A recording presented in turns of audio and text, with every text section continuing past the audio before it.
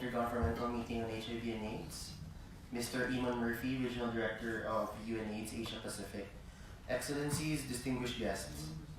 My name is Justin Francis Bionat from the Philippines.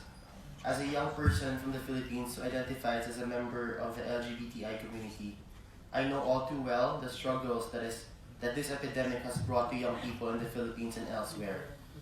Today, I have the great honor and opportunity to deliver the civil society response and closing statement on behalf of the Asia Pacific Regional Community Networks Partnership Forum.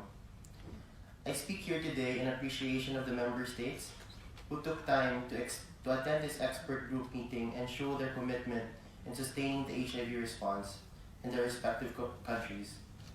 We also appreciate the joint UN program on HIV and AIDS for facilitating this dialogue that has enabled us from communities and civil society to raise our concerns and questions in relation to the progress and the implementation of the 2015 Regional Framework for Action.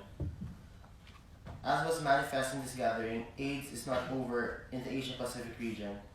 For example, in my country, the Philippines, there is a 174% increase in the HIV prevalence amongst young key affected populations from the years 2010 to 2016. This is just the tip of the iceberg in the region.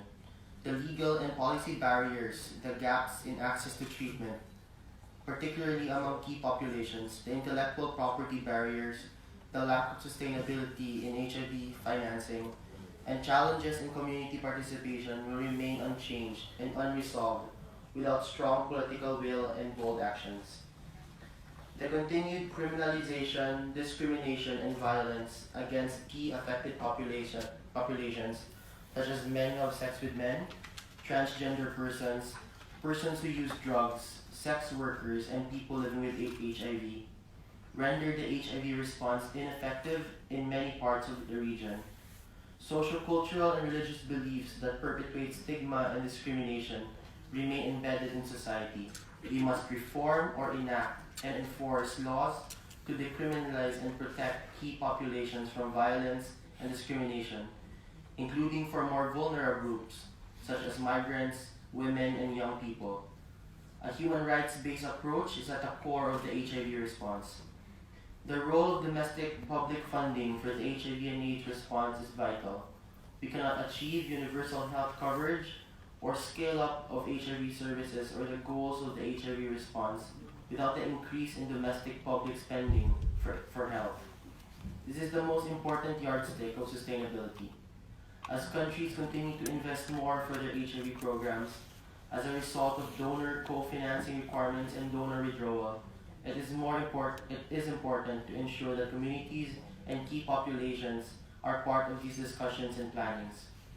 Access to domestic funding for key population groups and organizations and ensuring community-run interventions are also financed through domestic public funding will be key to scaling up, expanding coverages, and sustaining the response here in the region. With regards to access to medicines, diagnostics, and vaccines, we would like to see governments committing to provide affordable medicines. We also want a more vibrant collaboration between different government ministries, for example, the Ministries of Health, Finance, Justice, etc., to ensure policy harmonization and transparent procurement and enable the country to maximize TRIPS flexibilities. A potential strategy to reducing medication prices is a regional procurement system.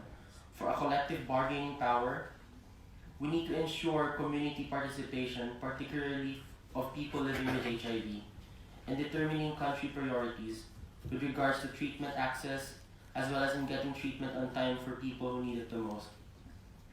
As communities and civil society organizations, we cannot risk losing our place and space in the HIV response. In this era of 2030 Agenda for Sustainable Development, partnerships between communities, civil societies, government sector, and international organizations such as the United Nations is critical to achieve the end of AIDS. Only in creating meaningful synergies across sectors and borders for the HIV response will we ensure that no one is left behind. Addressing HIV/AIDS means saving human lives and enshrining human rights. AIDS is not over, so we must act now. Maraming salamat po at mabuhay.